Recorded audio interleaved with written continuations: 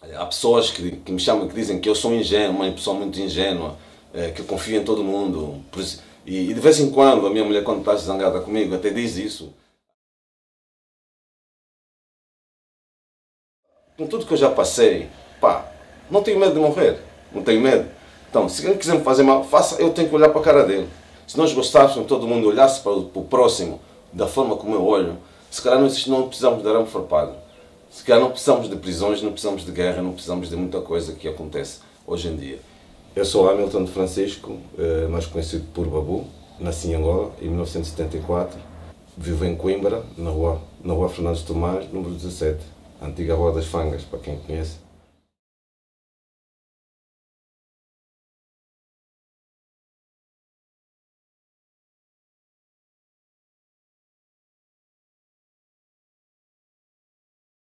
Toda criança da minha idade, ou seja, desde criança, adolescência, a introdução da vida militar era tão precoce que todo mundo tinha que saber tudo sobre tudo.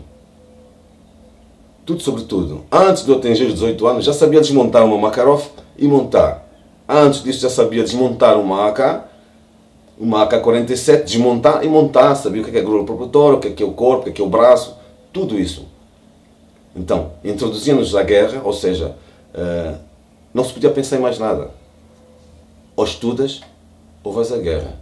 Quando chegamos no 8º ano, ou no 9º ano, se reprovares, não foste por 10º, 2 ou 3 vezes, olha, não podes ir, tens que ir. Aliás, e havia coisas, tipo, chegavam na tua casa, batiam a porta, para a mãe do Nelson, olha, nós vamos levar o Nelson porque ele já está muito grande, ele não tem 18 anos, mas ele é grande para meter, levar uma bazuca e para levar não sei o quê, e levavam-te, ia para o centro de recolha, recrutavam-te e estavas pronto para a guerra. Militares armados, para mim era uma coisa normal, militares armados, eu ouvir um morteiro rebentou ali a 1 km, e eu, com a experiência das guerras, das colunas que nós passamos, porque eu passei a conhecer muito armamento russo, não é?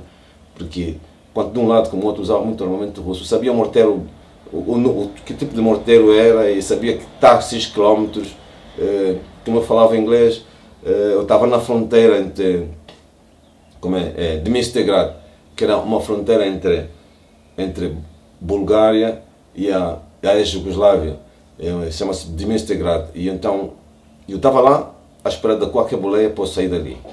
E eu nem sabia que havia guerra, porque para mim estar militares armados para mim era uma coisa normal, né? Militar com PK, AK-47, todos eles equipados cheios de balas e morteiros a passarem, para mim era aquilo normal. Então, como estava a falar com uma pessoa que ia me dar boleia, só que a pessoa ia num sítio contrário.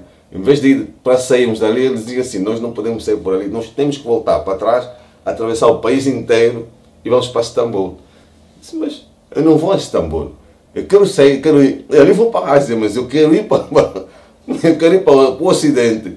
Ah, não faz mal, quando chegamos a Istambul, has de arranjar outra maneira de ir para o Ocidente. Ok. Voltamos, mas entretanto ouvia-se morteiros, ouvi morteiro, porque ele disse, isso está aqui perto, e não sei o quê, não tens medo? Eu disse, não, esse morteiro está a quase 2 km daqui, de repente quase 2 km daqui. Ninguém podia ser profissional porque o país estava em vias de socialismo. Então, havia certo tipo de profissões que não podiam ser profissionais. A arte não podia ser uma profissão. Era assim que funcionava, porque era em via de socialismo, tinha aquela coisa comunista, ou seja, nós aprendemos a olhar para Portugal como um imperialista, e olhar os Estados Unidos como o nosso maior inimigo, e olhar a Rússia como o nosso irmão, coisa que é mentira, e olhar um cubano como se fosse meu irmão, mas isso é desagradável. Ensina-te a olhar um cubano como teu irmão, mas amanhã a tua mãe mandou comprar esse aquecedor, o cubano vem buscar para levar para a terra dele. E tu sabes que tua mãe comprou aquilo, ou teu pai comprou aquilo, né?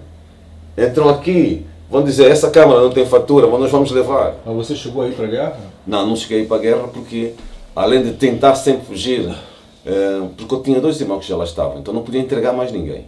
A minha mãe não podia entregar mais ninguém. Então, por isso, mas sempre tentei fugir.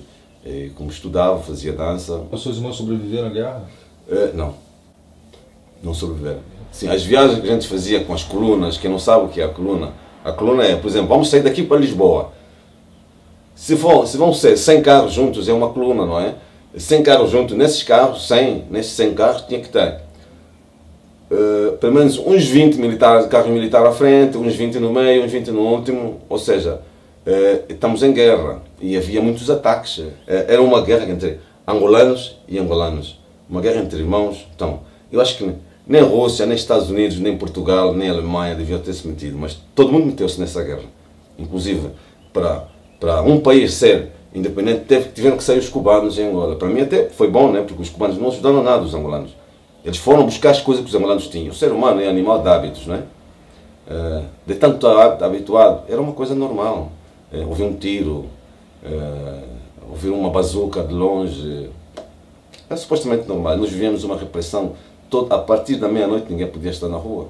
Não há país no mundo que sofreu mais repressão que Angola. Agora fala-se da Síria, mas e os angolanos? Por isso é que quando comecei a ver a Guerra dos Balcãs, para mim, olha, já vi muito pior que aquilo. Estou a ver, já com 16 anos ou 17 anos, estou a ver um adulto a dizer assim, abaixa, o morteiro já arrebentou, isso passou a 1,5 km daqui. E eles ficavam assim, olha, mas como é que tu sabes? Sempre na minha terra conheço esse morteiro, o morteiro tal, a bala dispara, vai no corre até quilómetro x tempo, e essa como já escolhi não chega aqui mais nada. Isso está longe. E a bala? A gente ouvia a bala, a bala passou. Olha, esse passou muito longe. Porque a bala quando passa perto, a bala da Kalashnikov, quando passa perto faz... Parece um carro a acelerar.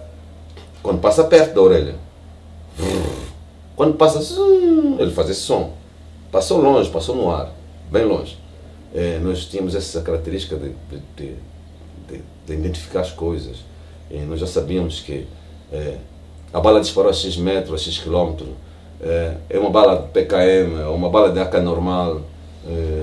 Pronto, nós sabíamos isto, porque desde criança nós fomos incutidos isto. A maior parte dos angolanos da minha geração, ninguém faz manifestação, ninguém quer fazer manifestação, porque é sinônimo de morte. Tu fazes manifestação, és morto. Aquilo que o Ocidente diz que é tribal, são os passos da dança contemporânea.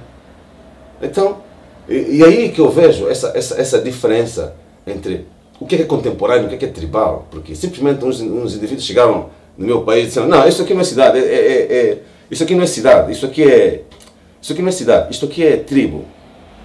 Foi isso que aconteceu com a África. Nós temos a nossa ideologia, só que é apagada. Porque basta olhar para a história de Portugal. A história de Portugal está errada.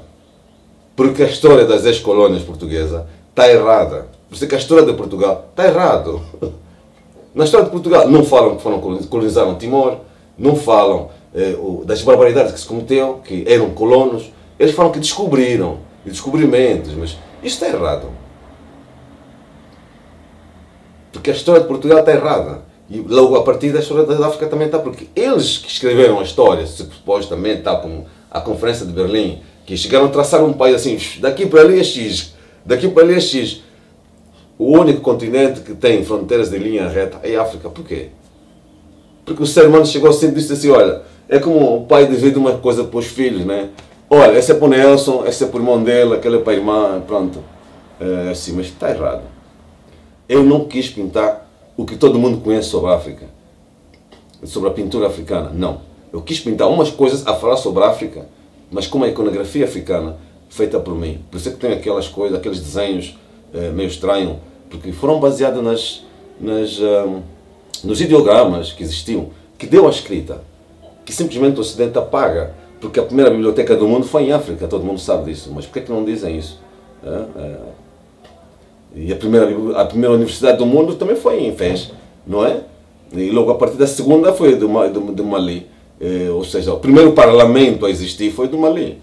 Quanto às questões das migrações, eu quero abordar isso sob forma de arte, como é sobre a imaculização das passadeiras vermelhas para as brancas. Porque é o seguinte, porque toda a fronteira ela é uma passadeira. É uma passadeira. E há sempre arame farpado. Por isso que eu quero usar arame farpado como não é bem um símbolo, mas como uma narrativa da minha experiência pessoal. Porque o arame farpado sempre persegue-me desde os 2 anos de idade, ou por causa da segurança da casa da minha mãe, mesmo em Luanda, ainda hoje, ou porque a qualquer fronteira, desde os 2 anos, sempre, cada vez que olho para o arame farpado, nunca me esqueci. E acho que isto vai continuar a perseguir-nos, a mim e todo mundo. As fronteiras têm sempre arame farpado.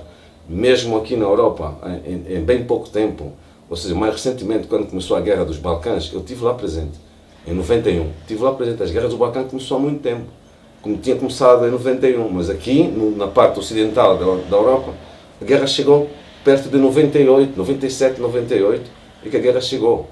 E aí deparamos com romenos, eslovenos, pessoal da Bulgária, os búlgaros, todo mundo a emigrar para Portugal, porque na altura, que era o país que facilitava o estatuto de residências. A questão sobre o arame farpado é fulcral nessa exposição que estamos a realizar, que é o acerto. É o acerto que nunca é acertado, porque o ser humano nunca conseguiu acertar nada. Assim. Se lermos as histórias todas, porque o próprio ser humano tenta mudar a própria história da humanidade, mas nunca consegue, por isso estamos sempre em conflitos, porque a história do país tal, com coisa tal, porque depois aí transforma-se em guerra. Depois quando mete-se a economia, o dinheiro, então estamos sempre em guerra e estamos sempre, arame farpado está sempre no meio disto. Por isso é que estou a narrar sobre isto, sobre o arame farpado e sobre outras questões também, sobre imigrações.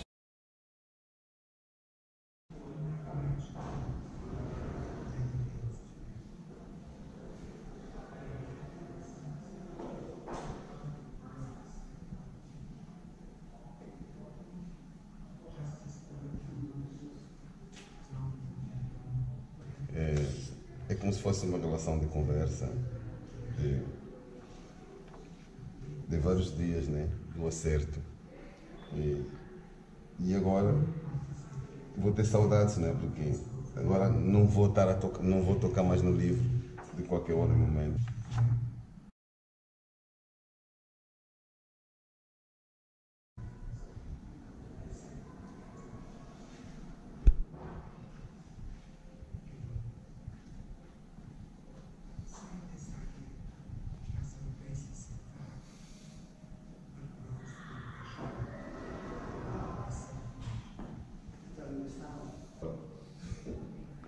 Passou aqui.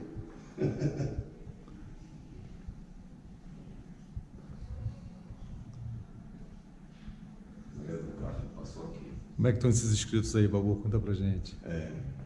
Pois é, como eu estou a dizer, a Maria do Carmo passou aqui, é uma professora de arte na escola, lá em Lisboa. Passou aqui no dia seguinte. Você esperava que as pessoas interagissem tanto assim na pele? Eu imaginava que sim, mas tem muitas mensagens, como aquela que está ali que diz assim, a arca de ser, por causa da arca de Noé, a arca de ser.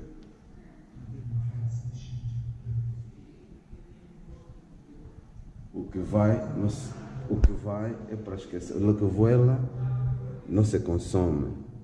Lo que es tierra não desaparece. Acierto.